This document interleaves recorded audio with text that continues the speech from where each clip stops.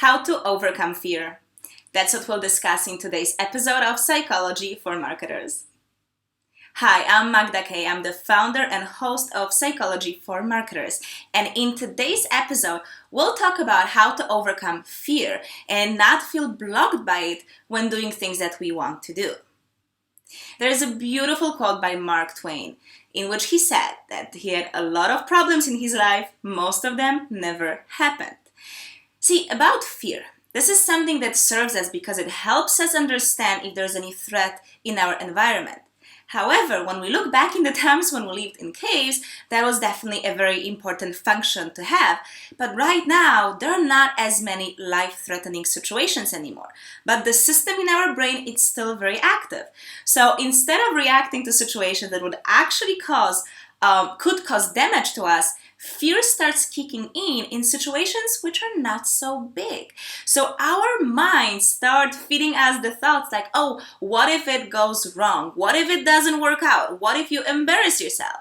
So it's focused on the possible negative outcomes of situations. But like Mark Twain said, very often these are not even real.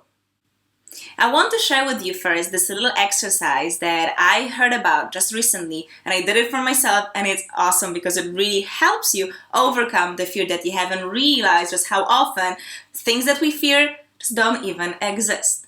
So I want you to think of a big decision that you have to make right now. Maybe you're thinking about quitting your job or moving to a new city. Anything that creates an anxiety and fear in you. And I want you to write down all the things that you fear. So let's say if you're quitting a job, it could be the fact that you will not find another one, or that you will not have money for food or for rent. So anything that it is, just write it down. And then I want you to fold the paper and put it aside. And once you make this decision, I want you to wait a little bit and then take the paper out and read what were the things that you feared the most and see how many of them actually realized. See, I did it quite recently. I had this big decision to make, and I feared it. I feared the consequences. And there's especially this one item that scared me the most and was almost the reason why I would not go through with this decision. I eventually did. And guess what? The very first thing that solved itself magically was this one big item that I feared so much. So here's the thing about fear. We all feel it. Even the most successful people, the most daring people, they still feel the fear. So it's not about eliminating it. It's there. It's like that's just the wiring of our brain. So it's about feeling the fear and still doing whatever it is that you want to do. And I want to share with you this amazing exercise I did some time ago in a conference. So each person was meant to break the bow. Now we're talking breaking the bow with your throat. So we're giving a bow was about this length, and it was quite thick, like this size pretty much, and wooden. Now it had two metal endings, and I would put the sharper part here. There's a little soft spot in your throat, so if you touch it, you're gonna feel it. This is where I was meant to put the arrow, and the other person in front of me would hold the other end of the arrow with their palm.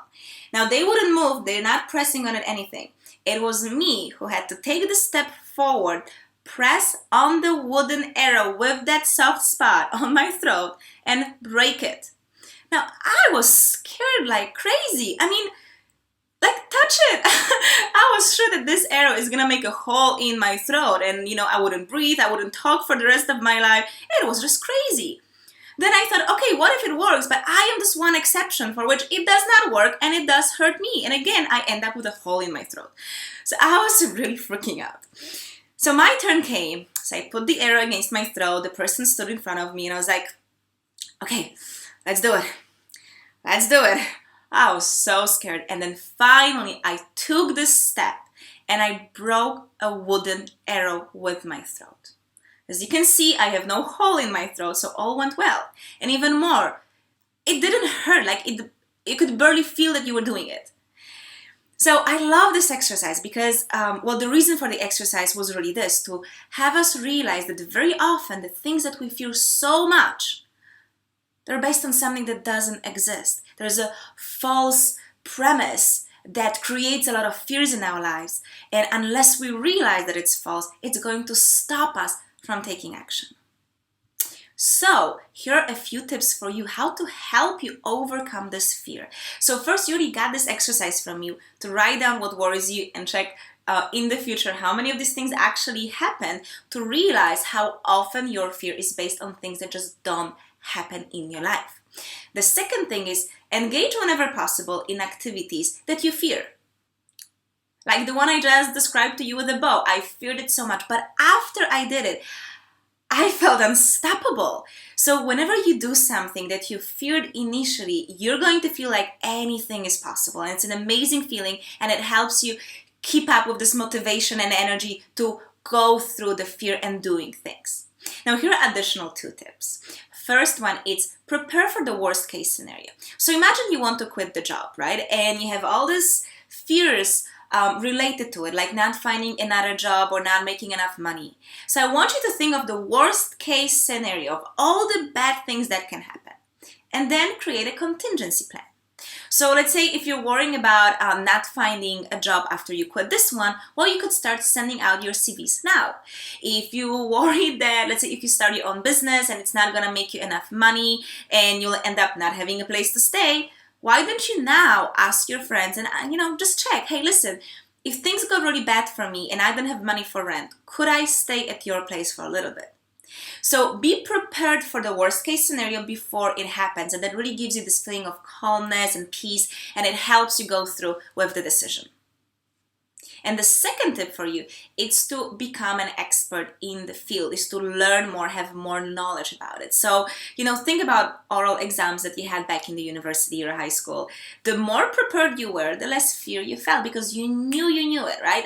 I'm good at it. No matter what the question is, I'm going to nail it. So look at the area where you feel the fear, right? Whatever it is, and become an expert. Understand it. If it's about your business, then make sure you're an expert in your business, in the field that you teach on, so that nobody can, get you off the spot and you be like, I don't know. In fact, a lot of people who give talks or trainings, they're afraid of the Q&A, because as long as they prepare the talk, they know what they'll be talking about. But once the questions come, they'll be like, well, what if they ask me something I don't know? So make sure you do know. Just study beforehand. Now, another field of expertise that you want to have, it's understand how fear works. So I already mentioned to you that we have this special wiring in our brain, and really understanding it helps you go through the fear. But there are a few more aspects on how fear works that helps you understand that it's not as potent and help you overcome it easier. So that's what I want to share with you now. So the first thing I want you to know about fear is that there are usually kind of standard categories of fears. There are standard things that we fear, and I'll show you how to overcome those. So the first fear that everybody has, it's the fear of losing. We fear of losing the loved ones. We fear of losing our job, our apartment, anything. We in fact fear even losing things that we don't care so much about. It's a natural fear that everybody has. So if you realize that in your situation, that's the kind of fear that you're feeling, here is how to overcome. Firstly, realize that you are going to lose things in your life. That's just how it works. You cannot go through the whole life and not lose a single thing. So understand it's a normal part of the game. That makes it a bit less scary.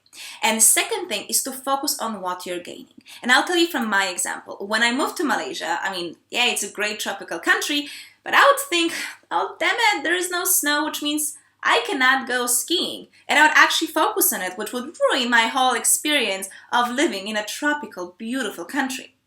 So instead, I decided to focus on the positive. Instead of thinking of what I'm losing by living in Malaysia, I focus on what am I gaining. And what is it? Well, I dive. I love diving. And here, I can take a bus or drive and be ready to jump into the water for a dive within 6 hours, which I cannot do back in Europe. So that's my gain. Again, for you, focus on what you're gaining instead of what you're losing. The second type of fear is the fear of unknown. Whenever we're about to do something new, we fear it because we have no idea what the outcome is going to be. And especially if you're thinking of setting your own business or you already have it, I'm sure you have a lot of fears, like how am I going to get where I want to get? How am I going to achieve it? How am I going to make all this money? And that's exactly the key. We start obsessing about how. But you know what? Here's the thing. If you had all the answers, if you had the how now, you would have already what you want now. The reason why you don't have it just yet is because you haven't learned everything to get there. So just trust the process. On the way, you're going to figure it out. Frankly, I don't know how it happens, but somehow, almost magically, the right people come to your life. The right book shows up in front of you. You do get on the way all the things that you need to figure the how on the way while getting to your goal. So the fear makes us focus on the now, where we are and how far we are from the future where we want to be. But here's a little trick for you. If you focus on the future goal, your mind will start noticing all the new opportunities of getting there. And I have a little quick exercise for you to do to understand exactly what it feels like. So I want you right now to look around you, wherever you are, and notice all the blue things around you. So just count them, okay? Look around very fast and count all the blue things. Okay, now close your eyes and keep your eyes closed. And now I want you to tell me how many things around you are green. So now, try to find, with your eyes closed, all the green things around you. And pick the number, okay? Choose the number, how many you got. Now open your eyes, look around, and actually calculate all the green things. I'm pretty sure these two numbers differ a lot. Why? Because you're searching for blue things, so your mind did not notice the green. But as you could see, there is much more green around you that your mind noticed. And it's the same with your goals. If you don't focus on where you want to be, and if you don't trust the process, your mind will only be noticing what you know so far. But once you make a step forward, once you take the action, your mind will start noticing all the new ways, all the new hows of getting there. And finally, the third fear, and frankly from my experience, this is the main fear that blocks us from achieving our goals and what we want in life. And this is the fear of success.